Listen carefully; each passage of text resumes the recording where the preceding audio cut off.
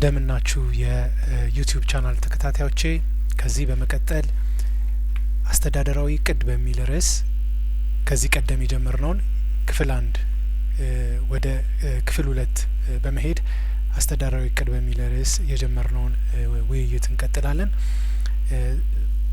የምንጀምረው ማኔጅመንት ባይ ኦብጀክቲቭ በሚል ርዕስ እንደዚሁም ደግሞ በዚህ ስር የምናገኛቸውን አንዳንድ ጉዳዮችን እየተወያየን የምንሄድ ይሆናል ማለት ነው። አንደኛ እንግዲህ ማኔጅመንት ባይ ኦብጀክቲቭ ስንል እቅድ ተኮር የሆነ አስተዳደር ማለታችን ነው። እቅድ ተኮር የሆነ አስተዳደር ስንልስ ምን ማለታችን ነው ካልን ሰራተኞች ለምን አላማ እንደሚሰሩ እንዲረዱ በማድረግ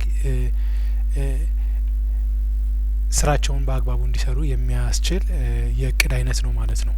ስለዚህ ማንኛውም ባለሙያ ባቀደው እቅድ መሰረት ስራውን የሚያከናውንበት እንደዚሁም ያቀደውን እቅድ ላይ ተመስርቶ ውጤታማ የሆነ ክንውን የሚያካሂድበት ነው ማለት ነው። በዚህ ዘዴ ሁሉም ሰው ስለ ድርጅቱ ግቦች እንዲያውቅ ይጠበቃል። ምክንያቱም የሚመራው በእቅድ ላይ ስለሆነ ዋናው መሰረት የሆነው እቅድ ላይ የተመሰረተ ነው ማለት ነው። ስለዚህ በዚህ ስር የምናገኛቸው አንዳንድ ነጥቦች ይኖሩናል። እነዚህም ነጥቦች ምንድናቸው? አንደኛ ማኔጅመንት መመዘን ያለበት በጊዜ አጠቃቀሙ ሳይሆን ባስመዘገበው ውጤት መሆን እንዳለበት ማኔጅመንት ባይ ኦብጀክቲቭ መርህ ነው ማለት ነው። አንዱ መርሁ ምንድነው? ስራዎች መመዘን ያለባቸው በሚያስገኙት ውጤት ነው እንጂ አንድ ሰው በስራው ላይ ባሳለፈው ጊዜ ነው ብሎ አያምንም ማለት ነው። ሌላው ስራ አስኪያጆች የራሳቸውን ግቦች በግልጽ ማወቅ እንዳለባቸው ያስባል። ይህም ሲባል ምንድነው? በግልጽ የተቀመጡ እቅዶች ሊኖሩ ይገባል ማለት ነው። በመጀመሪያ ደረጃ ይሄ በዚህ እቅድ ተመስርተን የምንሰራቸው ስራዎች ሁልጊዜም መሰረታቸው ቅድም እንዳልነው እቅድ ነው ማለት ነው። ስለዚህ እቅድ ላይ የተመሰረተ አስተዳደር ምንጊዜም እቅድ ከፊቱ ቀድሞ ሊገኝ ይገባል። ሌላው ስራ አስኪያጆችና የበታች ሰራተኞች የየራሳቸውን ግቦች በመወሰን ሂደት ላይ ድምጽ እንደዚሁም ተሳትፎ ሊኖራቸው እንደሚገባ ያምናል። ምክንያቱም እቅዶች በሚታቀዱበት ጊዜ ምንጊዜም በተሳትፎ ከሆነ አክቲቭ የሆነ የሰፖርዲኔት ፓርቲሲፔሽን ካለ ጥሩ እቅድ ለማቀድ ያስችላል። ከዛም ባለፈ ደግሞ ሁሉም ሰው የሚግባባበትና ሁሉም የተሳተፈበት እቅድ ስለሚሆን ተግባራዊ ለመሆን ያለው እድል ከፍተኛ ነው ማለት ነው። እስኪ በዚህ በማኔጅመንት ባይ ኦብጀክቲቭ ወይንም እቅድ ተኮር በሆነ አስተዳደር ውስጥ የምናገኛቸውን አንዳንድ ነጥቦችን ለመመልከት እንሞክር። አንደኛ መነሻ ሁኔታዎችን መለየት ነው። ምክንያቱም አይደንቲፋይንግ ፕሪሚሲስ ስንል ለእቅዳችን መሳካት ትልቅ አስተዋጽኦ ያላቸው ጉዳዮች ምንድናቸው ብለን ቀደም ብለን እቅዱን ከማቀዳችን በፊት እነዚህን ጉዳዮች ግንዛቤ ውስጥ ማስገባት ያስፈልጋል ማለት ነው። ምን አይነት ምቹ ሁኔታዎች አሉ? ምን አይነት ኮንዲሲቭ የሆነ ኢንቫይሮንመንት አለ እቅዶቻችንን ለማሳካት የሚሉትን ጥናቶች ካደረግን በቀላሉ እነዛን ፕሪሚሲሶች ወይንም መነሻ የሆኑ ምቹ ሁኔታዎችን ያማከለ እቅድ ማቀድ እንችላለን ማለት ነው። እቅዶች የሚመሰረቱባቸው ግምቶች ወይንም መነሻዎች ናቸው። እነዚህ ሁኔታዎች ዋናው አላማ ይህንን የማወቃችን ዋናው አላማ ምንድነው? የወደፊቱን መገምገም የሚያስፈልገውን ኢኮኖሚያዊ፣ ቴክኖሎጂያዊ፣ ማህበራዊ፣ ፖለቲካዊ እንደዚሁም ከህግም አንጻር የሚወጡ ለውጦች በድርጅቱ ላይ የሚያሳድሩትን ተጽዕኖ ለመለየት ስለሚረዳን ነው ማለት ነው። ስለዚህ እነዚህን ካወቅን በቀላሉ ከነዚህ ጋር መሄድ የሚችል እቅድ ማቀድ እንችላለን። ስለዚህ መጀመሪያ ፕሪሚሲሶችን ማወቅ ተገቢ ይሆናል ማለት ነው። ሌላው በሁለተኛነት ግብዓቶችን መመርመር ነው። ያሉንን ሪሶርሶች ላይ ሰርቬይ ማድረግ ያስፈልጋል። ምክንያቱም ምን አይነት የገንዘብ ሪሶርስ አለን፣ ምን ያህል የሰው ኃይል አለን፣ እንደዚሁም በንብረትም አስፈላጊው የሆነው የተሟሉ ቁሳቁሶች መኖራቸውን ማወቃችን ያንን ማዕከል ያደረገ ያንን ታሳቢ ያደረገ እቅድ ለማቀድ ምቹ ሁኔታን ይፈጥርልናል ማለት ነው። የታቀዱት እቅዶች ካሉን ግብአቶች ማለትም የገንዘብ፣ የሰው ኃይል እንደዚሁም የቁሳቁስ ያለውን ዝምድና ለመፈተሽ እና ለማወቅ ያስችለናል። እንደዚሁም የታቀዱት ነገሮች አሁን ካለው ተጨባጭ ሁኔታ አንጻር መታየት አለባቸው ማለት ነው። ስለዚህ ነባራዊ ያለንበትን ሁኔታ ማወቃችን ያንን ታሳቢ ያደረገ እቅድ ለማቀድ ያስችለናል። ስለዚህ እቅዳችን ሞስት ፕሮባብሊ ፊሲብል የሆነ ሊሳካ የሚችል እቅድ መሆን ይችላል ማለት ነው።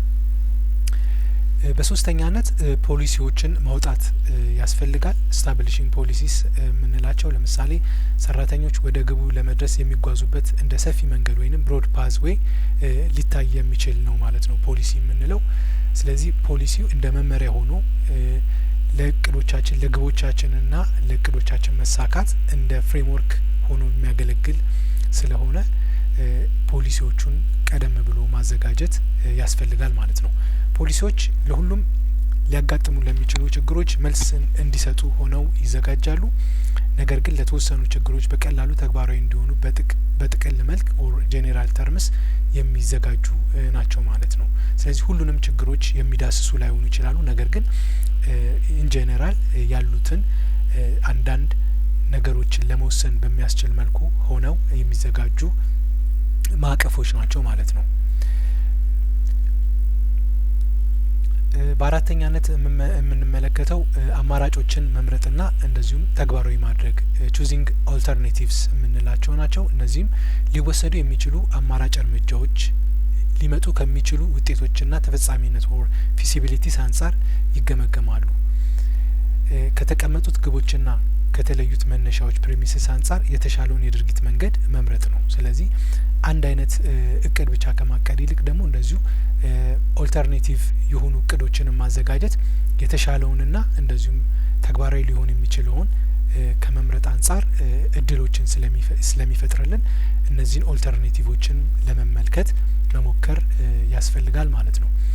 በአምስተኛነት ስርዓተ ተግባርና ደንቦችን መቅረጽ የሚለው ነው። ይህም ከፖሊሲ ቀጥሎ የሚመጣ ወሳኝ የሆነ የእቅዳችን አካል ነው ማለት ነው። ምክንያቱም እነዚህ ፕሮሲጀሮችና ሩሎች ካሌሉን በስተቀር እንዴት አድርገን ስራውን እናከናውነዋለን በሚለው ላይ አንድ አይነት የሆነ መግባባት ሊኖር ስለማይችል የተለያየ ጉራማይሌ የሆነ አሰራር እንዳይኖር ስርዓተ ተግባር ወይንም ፕሮሲጀሮችን መቅረጽ ያስፈልጋል።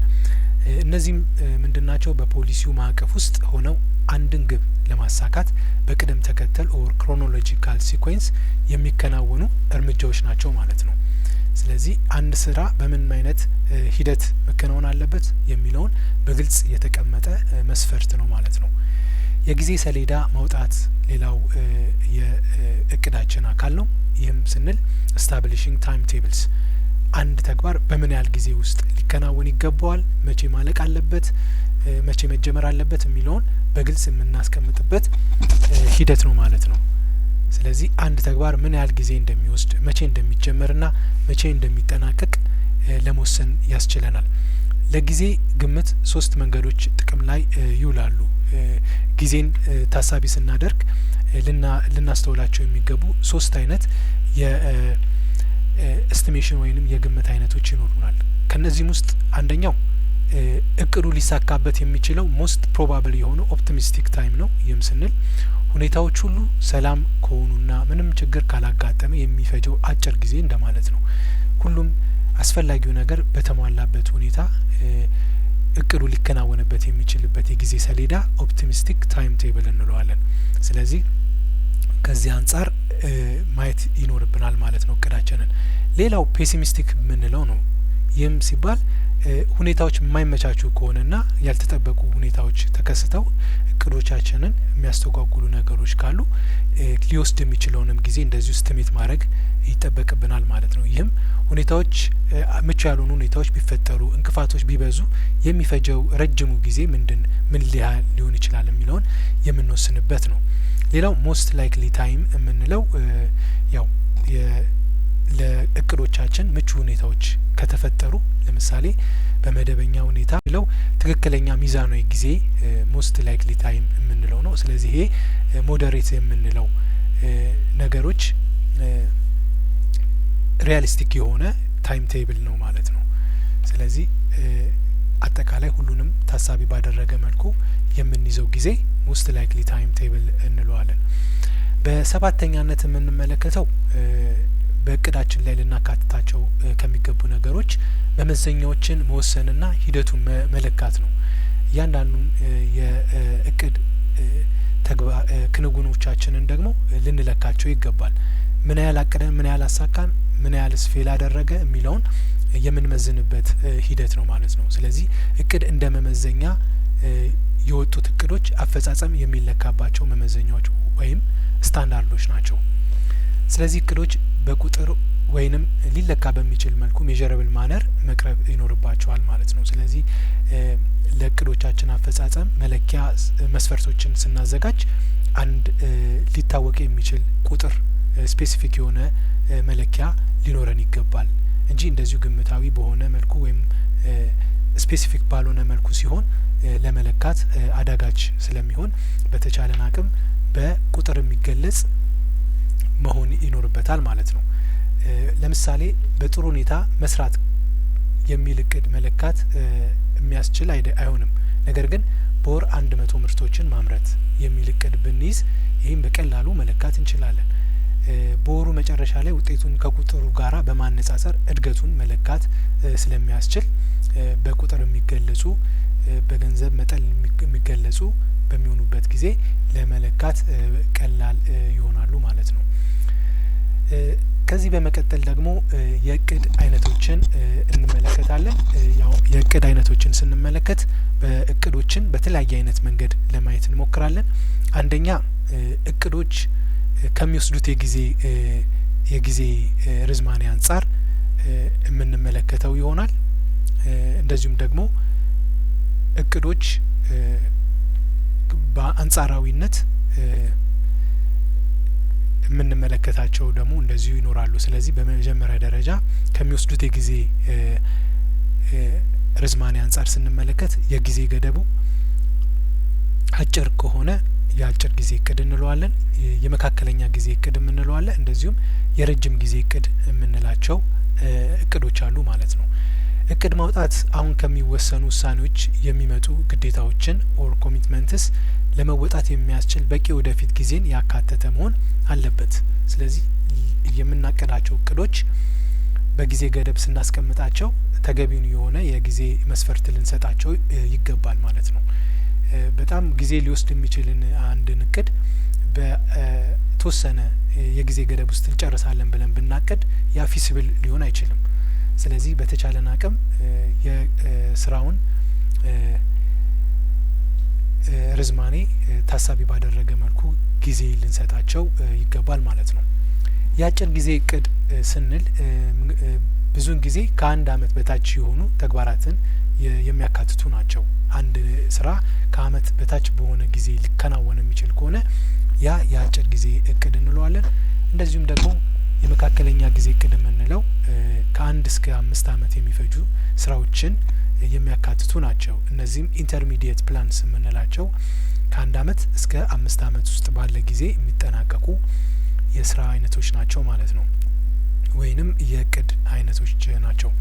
ሌላው የረጅም ጊዜ እቅድ የምንለው እንግዲህ እነዚህ ከ1 እስከ 5 ያለውን በአጭርና በመካከለኛ እቅድ ውስጥ ካካተት ናቸው። የረጅም ጊዜ እቅድ የምንለው ከ5 አመት በላይ የሚሆን ጊዜን የሚወስዱ እቅዶች ናቸው ማለት ነው።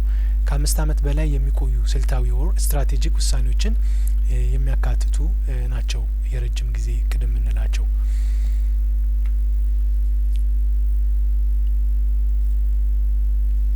የአጭር ጊዜ እቅድ የምንለውን እስኪ ዘርዘር አድርገን ለመመልከት እንሞክር።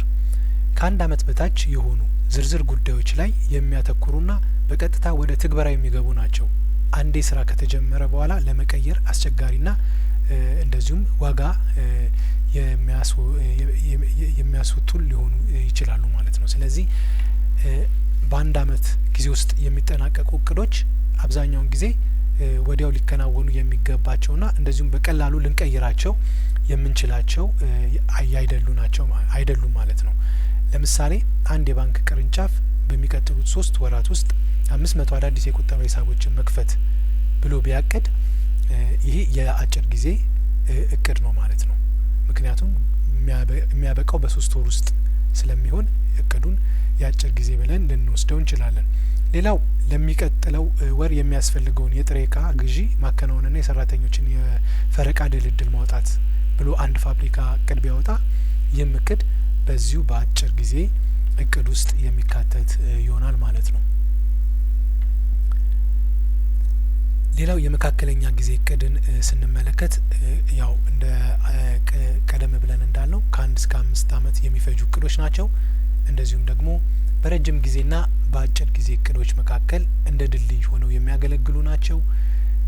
ሌላው የረጅም ጊዜ እቅዱን ወደ ትናንሽ ክፍሎች በመሰባበር ለአጭር ጊዜ እቅድ ዝግጁ የሚያደርጉ ናቸው ማለት ነው። ስለዚህ ረጃጅም እቅዶችን በምናቅድበት ጊዜ እነዚህ የአጭርና የመካከለኛ እቅዶችን ላይ መሰረት በማድረግ ነው እነዛን የረጅም ጊዜ እቅዶችን ተግባራዊ የምናደርገው ማለት ነው። ስለዚህ እንደ መካከለኛ ድልድይ ሆነው የሚያገለግሉ ናቸው ማለት ነው። ለምሳሌ አንድ ዩኒቨርሲቲ በሚቀጥሉት 3 አመታት ውስጥ 2 አዳዲስ የትምህርት ክፍሎችን ወይም ዲፓርትመንቶችን መክፈትና ለነዚህ የሚሆኑ 10 መምህራንን መቅጠር ቢያቅድ ይህ እቅድ በመካከለኛ ጊዜ እቅድ የሚከናወን ነው ማለት ነው። ዲፓርትመንቶቹ ምናልባት በእነዚህ አመታት ውስጥ የሚከናወኑ ይሆናሉ። እንደዚሁም ደግሞ 10 መምህራን በዚሁ አመታት ውስጥ ወደ ስራ የሚገቡ ከሆነ የመካከለኛ ጊዜ እቅዱ ተሳክቷል ብለን ማለት እንችላለን። ሌላው የንግድ ድርጅቶች ናቸው። የንግድ ድርጅት አንድ የንግድ ድርጅት በሚቀጥሉት 4 አመታት ውስጥ በክልል ከተሞች 5 አዳዲስ ቅርንጫፎችን በማስፋፋት የገበያ ድርሻን ማሳደግ በሚል እቅድ ቢያቅድ እንግዲህ ይሄ እቅድ በ4 አመታት ውስጥ የሚከናወን እንደመሆኑ የመካከለኛ እቅድ ነው እንላለን ማለት ነው።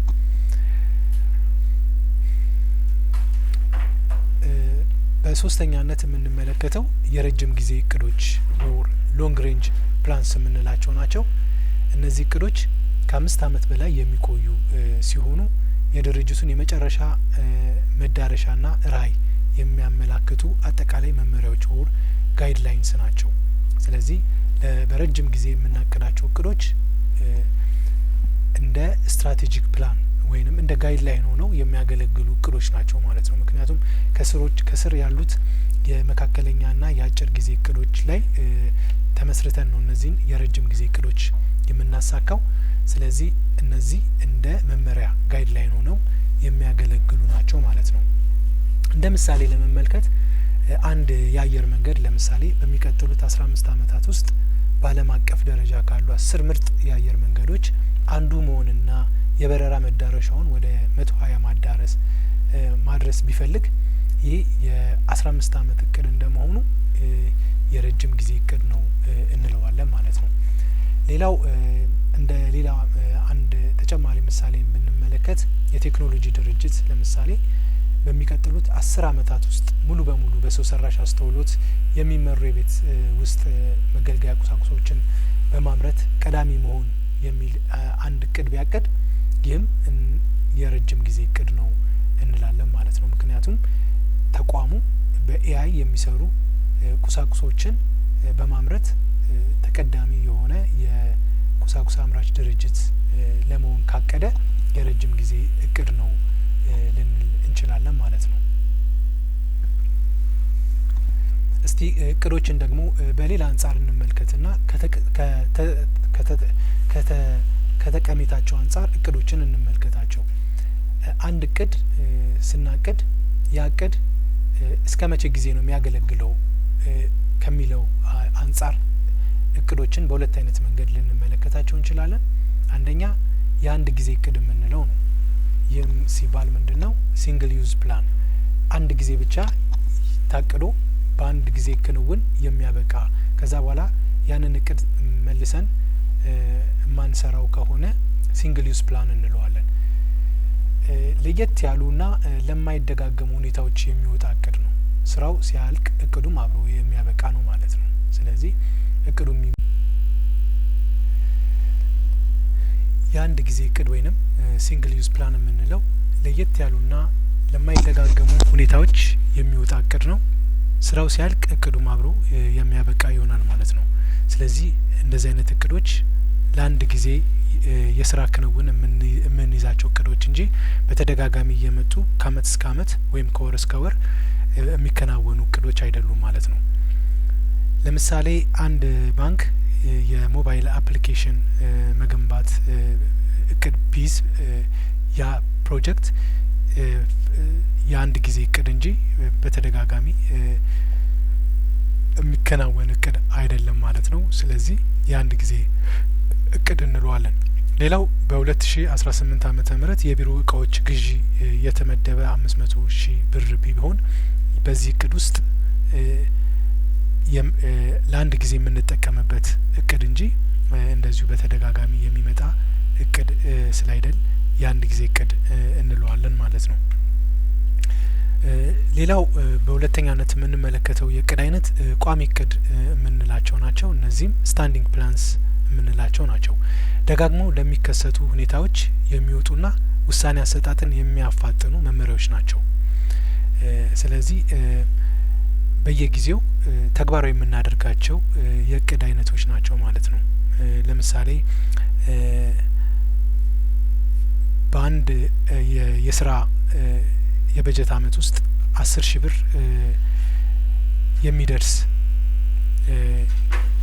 ወጪ ያላቸው ማንኛውም ግዢዎች በጨረታ መከናወን አለባቸው የሚል አንድ እቅድ ብንይዝ ወይም እንደ መመሪያ ይህንን ፖሊሲ ብንከተል ይህ መመሪያ ቋሚ እቅድ ልንለው እንችላለን ማለት ነው። ምክንያቱም በዚህ ፖሊሲ ውስጥ ነው ማለት ነው እያንዳንዱ እቅድ የሚከናወነው። ስለዚህ ማንኛውም ከ10,000 ብር በላይ የሆነ ማንኛውም ግዢ ሲከናወን ይህንን ፖሊሲ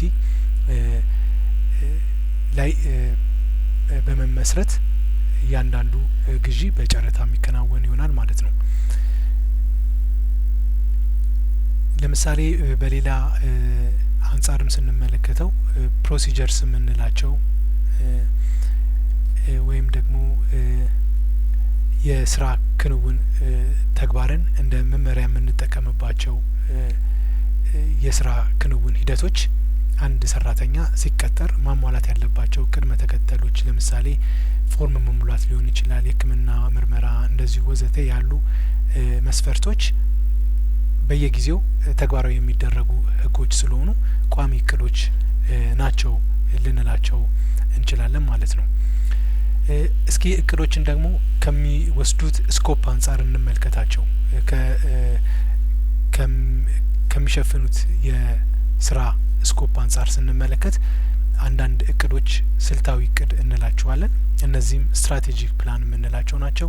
የረጅም ጊዜ አቅጣጫን የሚወስንና ለድርጅቱ ስኬት አስፈላጊ የሆኑ ግብዓቶች ወይንም ሪሶርሶች አጠቃቀም የሚደነግጉ ህጎች ናቸው ማለት ነው። ስለዚህ በስልታዊ እቅድ ውስጥ እያንዳንዱን ሪሶርስ እንዴት መጠቀም እንዳለብን የሚገልጹ እቅዶች ልንይዝ እንችላለን።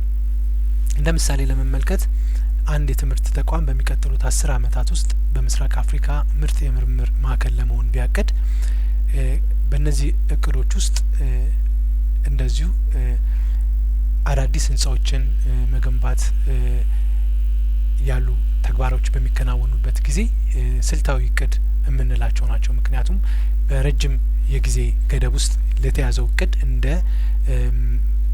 አስፈላጊ የሆኑ መሟላት ያለባቸው የስራ ክንውኖች ስለሆኑ ስትራቴጂካዊ እቅድ እንላቸዋለን። ሌላው ታክቲካዊ እቅድ ነው።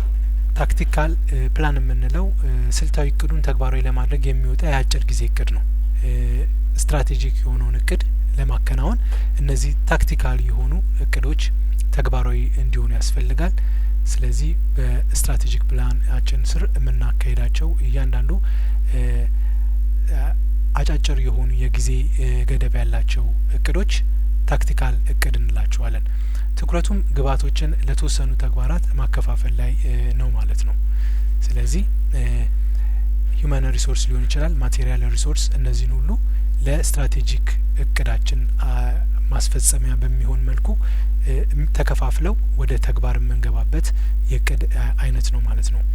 ከላይ የተጠቀሰውን የምርምር ማዕከል የመሆን ስልታዊ እቅድ ለማሳካት የትምህርት ክፍሉ በዚህ አመት 5 ከፍተኛ ተመራማሪዎችን መቅጠርና 2 ቤተ ሙከራዎችን ማደራጀት ብሎ ሊያቅድ ይችላል። ስለዚህ እነዚህን 5 ተመራማሪዎች የመቅጠር ሂደት እንደዚሁም ደግሞ 2 ቤተ ሙከራዎችን መገንባት ታክቲካል እቅድ ነው ማለት ነው። ምክንያቱም ስትራቴጂካል እቅዱ እንዲሳካ በ10 አመት የያዝነው እቅድ እንዲሳካ እንደ አይነተኛ ግብዓት ሆነው ስለሚያገለግሉ ማለት ነው።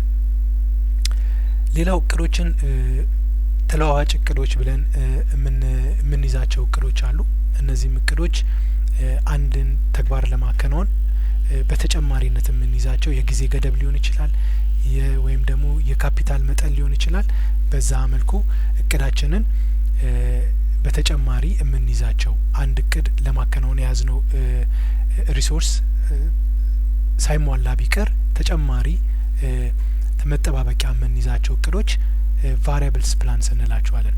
እርግጠኝነት ለሌላቸው ሁኔታዎች ግምታዊ የቁጥር ወይም የጊዜ መጠኖች ሬንጅስ በመጠቀም የሚዘጋጅ እቅድ ነው።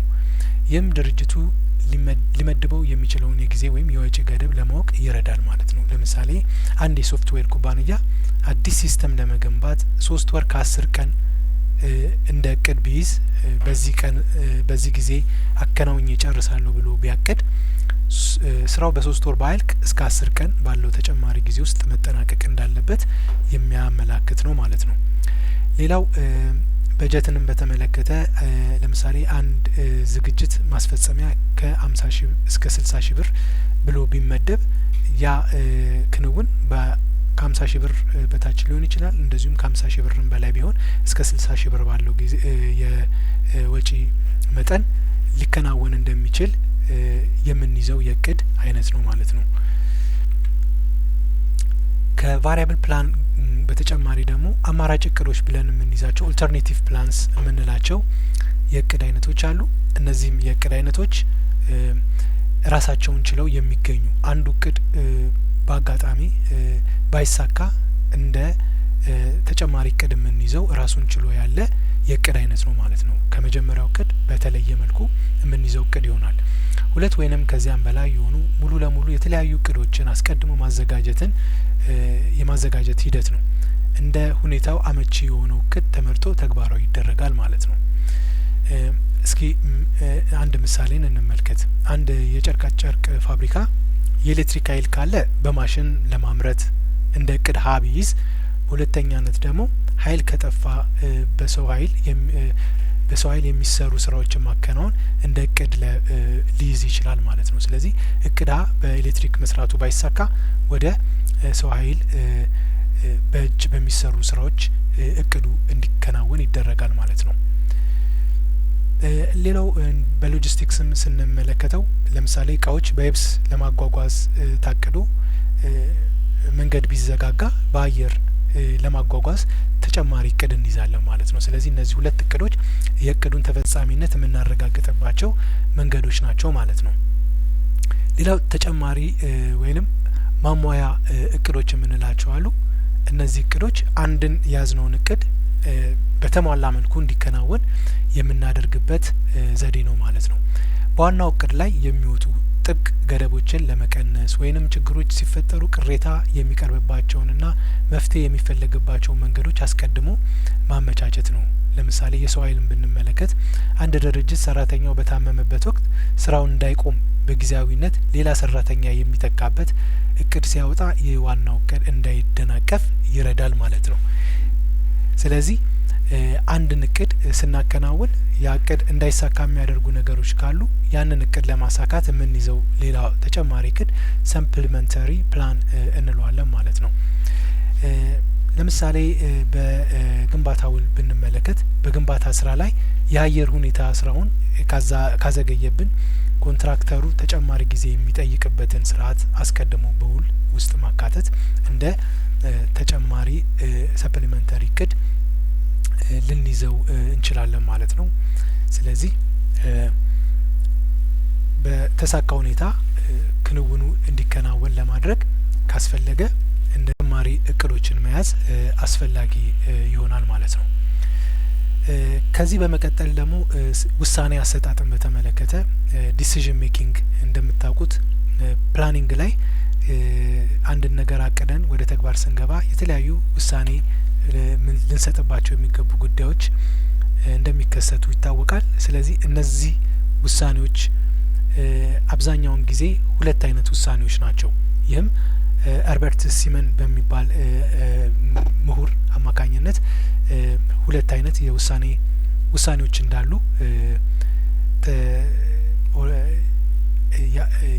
ያለ የውሳኔ አይነቶች አሉ። እነዚህ ውሳኔዎች እንግዲህ አንደኛ የተቀረጹ ውሳኔዎች የምንላቸው የውሳኔዎች አይነቶች አሉ።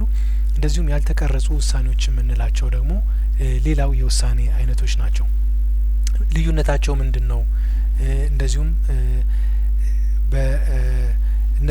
በእነዚህ ውሳኔዎች መካከል ያለው አንድነትና ልዩነት ምንድነው በሚል እንመለከታለን። ውሳኔ አሰጣጥ በማንኛውም ድርጅት ውስጥ እቅድን ወደ ተግባር ለመለወጥ የሚያስፈልግ ወሳኝ ተግባር ነው። ስለዚህ እነዚህ ሁለት የውሳኔ አይነቶች ምንድን ናቸው? አንደኛው የተቀረጹ ውሳኔዎች የምንላቸው ወይም ፕሮግራምድ ዲሲዥንስ ምን አይነት ዲሲዥኖች ናቸው? እነዚህ ደጋግመው የሚከሰቱ ሪፒቲቲቭ እና መደበኛ ሩቲን የሆኑ ውሳኔዎች ናቸው። ስለዚህ በተደጋጋሚ የሚመጡ ናቸው። ምክንያቱም አንዴ የተመደበ የአሰራር ሂደት ስላላቸው በዛ መሰረት የሚከናወኑ ናቸው። ስለዚህ አይቀየሩም ማለት ነው። ለእነዚህ ውሳኔዎች ድርጅቱ አስቀድሞ ያዘጋጀው ግልጽ የሆነ አሰራር ፕሮሲጀር አለው ማለት ነው። እንዴት ይከናወናሉ ወይም ይወሰናሉ ካል በድርጅቱ ደንቦች፣ ሩሎች፣ ደንበኛ የስራ መመሪያዎች እና እንደዚሁም በመዋቅራዊ አሰራሮች አማካኝነት በዝቅተኛና በመካከለኛ አመራሮች ይወሰናሉ። ስለዚህ ህግ ላይ የተመሰረቱ የውሳኔ አሰጣጥ ሂደቶች እንደመሆናቸው ለውሳኔ አዳጋች አይደሉም። ኦልሬዲ ፕሮግራም ሊሆኑ ናቸው። እነዛን መተግበር ይሆናል ማለት ነው። እንደ ምሳሌ ለመመልከት አንድ ደንበኛ ገንዘብ ለማውጣት ሲመጣ የፊርማ ምርመራ ማድረግና ገንዘቡን መክፈል የሚለው ሂደት በራሱ አንድ አይነት አሰራር ወይም ፕሮሲጀር ነው። ስለዚህ ምንም አይነት ውሳኔን የሚጠይቅ አይሆንም ማለት ነው።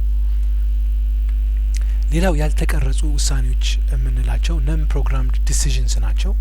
እነዚህ ደግሞ ምንም አይነት ከዚህ ቀደም የተዘጋጀ የውሳኔ ስለማይኖራቸው እኛ ራሳችን ውሳኔውን ለመስጠት ተገቢውን የሆነ ሂደት ተከትለን ውሳኔ ልንሰጥባቸው የሚገቡ ጉዳዮች ናቸው ማለት ነው። እነዚህ አዳዲስ አስቀድመው ያልታቀደላቸው አንስትራክቸርድ ውሳኔዎች ናቸው። ድርጅቱ ለእነዚህ ጉዳዮች አስቀድሞ ያዘጋጀው ዝርዝር መመሪያ አይኖርም። እንዴት ይወሰናል ካል በችግር ፈቺነት ወይም ፕሮብለም ሶልቪንግ፣ በልምድ ጀጅመንት፣ በውስጣዊ ስሜት ወይንም ኢንቱዊሽን የምንለው በማሰላሰል በክሪቲካል ቲንኪንግ የሚከናወን ይሆናል ማለት ነው። እንደዚሁም በፈጠራ የታገዙ ውሳኔዎች ናቸው ማለት ነው። ስለዚህ ውሳኔው የተሻለ ውሳኔ ለመወሰን የተሻለ ክሪቲካል በሆነ ሪዝኒንግ የምንወስነው ይሆናል ማለት ነው። ለዚህም ፕሮብለም ሶልቪንግ ስኪላችን የዳበረ ቢሆን የተሻለ ውሳኔ ለመስጠት ምቹ ይሆናል ማለት ነው። ብዙውን ጊዜ በከፍተኛ አመራሮች የሚወሰኑ ውሳኔዎች ናቸው።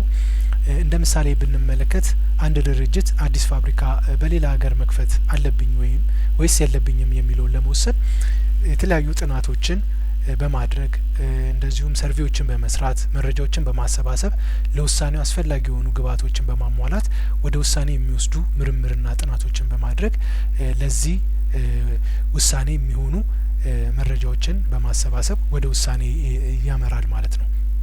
ስለዚህ ይህ ያልተቀረጹ ውሳኔዎች የሚወሰኑባቸው ሂደቶች ናቸው።